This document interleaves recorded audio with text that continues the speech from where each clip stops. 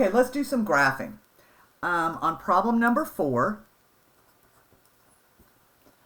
there are several things that we need to do. We need to write the equation of the parent, describe the transformations, write the equation of the asymptote, find the domain and range, and then graph it. Okay, so we've got a bunch to do.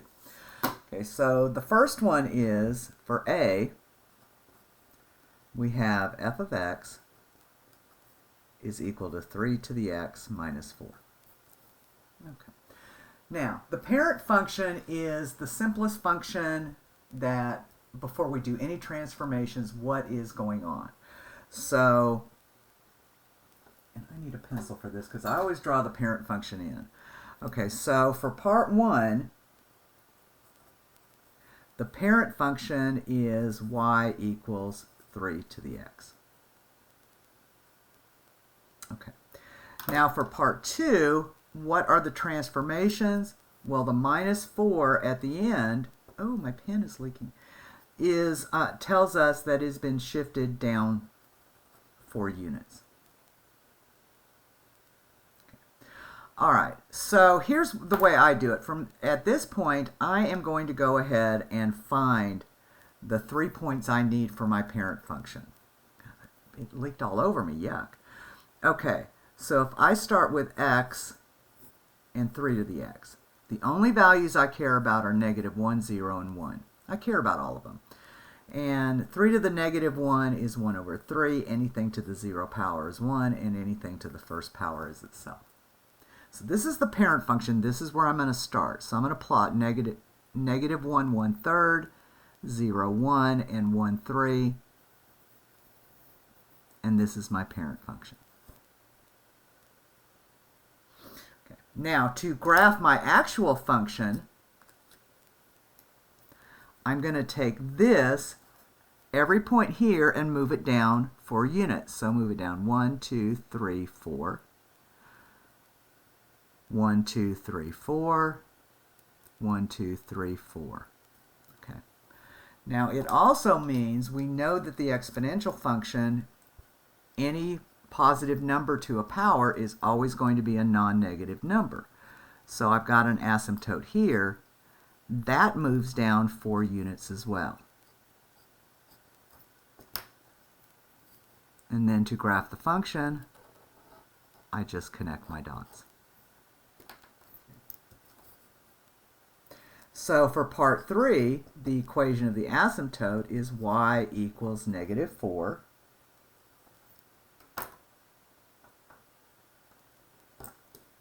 And then for the domain and range, I'm gonna close up that black pen. It's getting all over everything.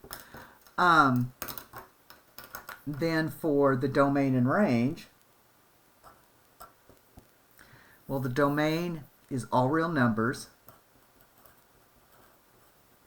and the range is going to go from -4 to infinity, not including the -4. It's an asymptote. And then finally, graph it. You don't have to do it in that order. This is the order I do it in. Okay. All right, for B, I have f of x is equal to 1/2 to the x plus 2. Okay, so my parent function is just y equals 1/2 to the x. And I'm going to do my table of values on this.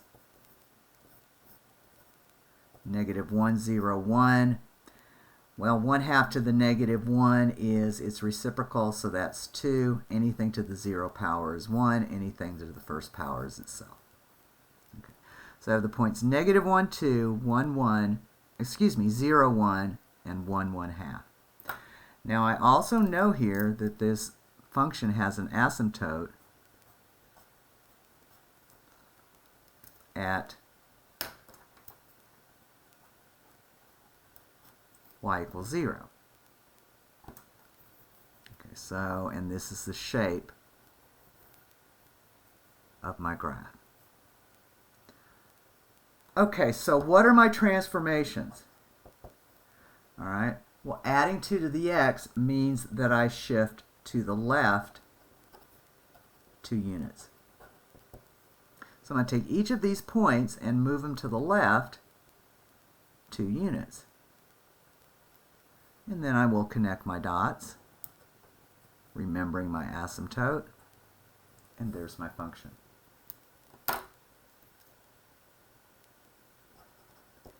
So the asymptote hasn't changed. It's still y equals 0. And then my domain and range, my domain is everything.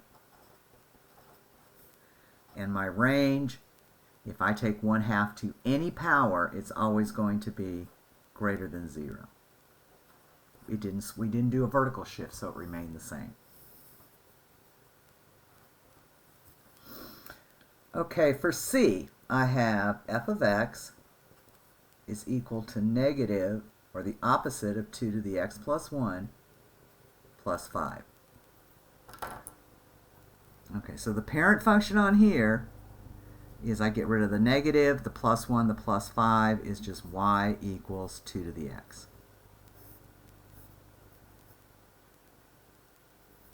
I'm going to find my values.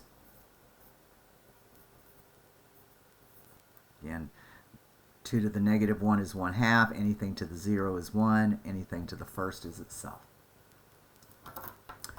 Okie dokie. So 1/2, 1, 2. That almost looks like a line, so you have to remember that this is a curve. And it, of course, has an asymptote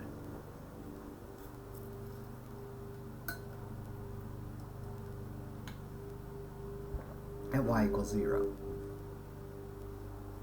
Okay, so let's talk about the transformations now. All right, the negative sign here means it is a vertical reflection, so it's a reflection across the x-axis. The plus 1 tells us to move left 1, and the plus 5 tells us to move up 5. Okay, so here's what I'm going to do. The only thing I know for certain is that the asymptote is moving up 5. So I know my asymptote is going to be up here. Okay. So now I'm going to take each of these points, I'm going to reflect it across the x-axis, move it to the left 1, and up 1, 2, 3, 4, 5. Reflect across the x-axis, left 1, and up 1, 2, 3, 4, 5. Reflect it across the x-axis to the left 1, and 1, 2, 3, 4, 5. Okay. So this tells me from here it has to approach the asymptote, but it goes upside down. Okay, so for my asymptote, I get y is equal to 5. And then for my domain, it's still everything. There's no transformation that can change that. But my range now, since I flipped it upside down, my range is going to go from negative infinity to 5.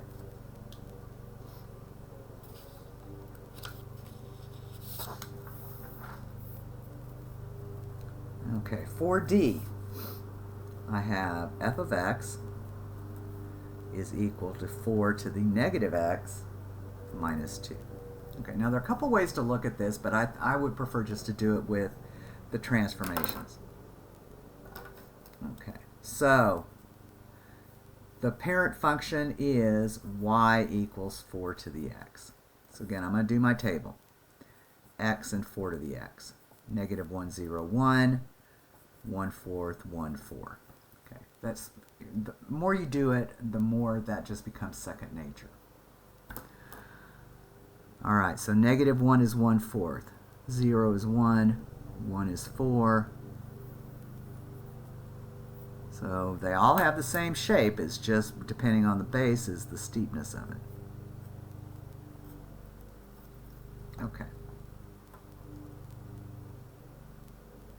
All right, so let's do the transformations.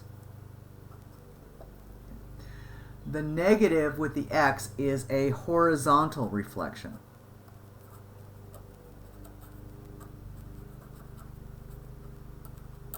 Which means it's across the y-axis. And then it moves down 2. Okay. Well, the up or down tells me already I'm going to move my asymptote to negative 2. Okay. So, for each of these points now, I'm going to reflect it across the x-axis, so the negative 1 becomes 1, and move it down 2 units.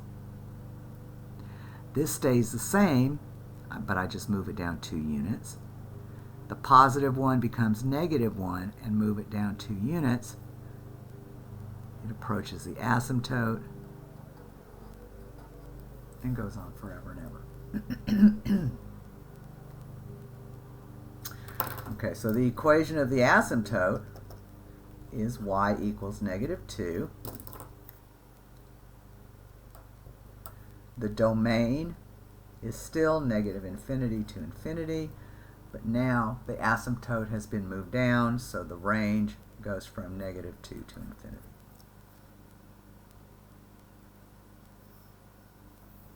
Okay, we'll come back to this in a minute. Let's go on to number 5. Okay, now number 5 is all about compound interest. Okay, so we have two formulas. We have A is equal to P times 1 plus R over N to the NT, and A is equal to PE to the RT. This is the formula for continuous, and this is the formula for a finite number of compounding. Okay, so the formulas, you'll have them on the test, so it's just going to be a plug and chug. Okay, so for the first one, if I have $9,000, and I think I'll just show this up here so I don't have to write it all again. Okay, so I have $9,000 at 2.875% compounded monthly. So that tells me I'm going to use this formula for 5 years. Oops, and you can't see that, I'm sorry. Okay, so for the, I didn't label them A, B, C, and D, but for A, you're going to use this formula where, so the A is equal to the investment amount times 1 plus the interest rate. We have to change that to a decimal, so that's 0.02875 divided by N, which is the compounding period. Since it's monthly, there are 12 of those per year, and I take that to the 12 times 5.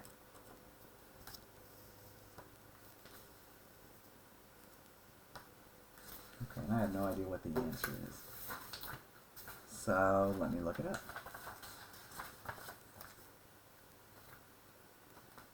Well, that was easier said than done. Here we go, here we go, here we go. This is what I'm looking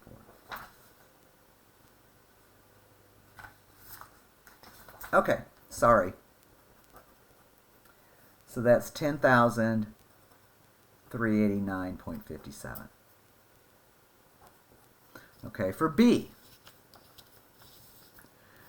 we have $700 at 3.45% continuous compounding, which means I'm going to use PERT. And it's for 10 years. So my A is equal to my initial investment times E to the interest rate as a decimal 0.03545, pardon me, times 10. And again, I'm going to jump to the chase here. That gives me $988.39. And you're always, this is money, so you're always going to round it to dollars and cents. Okay, C. 200,000, 5.1% compounded weekly for 3 years. Okay, so I want to know, so A is equal to 200,000 times 1 plus 0.051. Weekly, there are 52 weeks in a year. To the 52 times 3, and that gives us 233, 047.52. And finally, D is 20,500 at 4.25% continuous. So that means I'm going to use E for 20 years. So the A is 20,500, E to the 0.0425 times 20, and I got 47,962.76.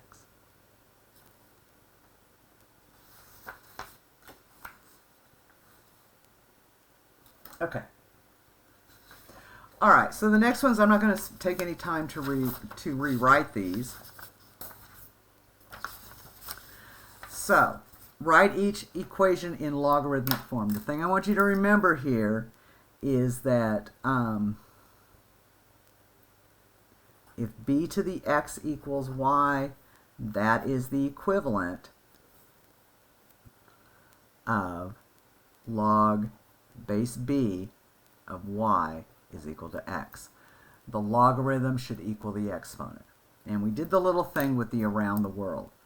If I'm going this direction, this tells me that it's log base b of y is equal to x. If I'm going the other direction, b to the x is equal to y. Okay, so this tells me if I want to write it in log form, this is log base 1/2 of 16 is equal to -4. This tells me log base 3 of 81 is 4. Okay, well that makes sense because 3 to the 4th power is 81. This tells me that log, and since it's base 10, I don't have to write it, of 0.01 is equal to -2. And this tells me that the log base 25 of 5 is equal to 1/2, which is true because the 1/2 is the square root, so 25 to the 1/2 is asking for the square root. Okay. If we go from log form to exponential form, this tells us that the base to the exponent is equal to the argument. The base to the exponent is equal to the argument. Here the base is 10. So this is telling me that 10 to the 5th is 100,000. Here the natural log is a base of e, so this is telling me that e to the 2nd is equal to e to the 2nd.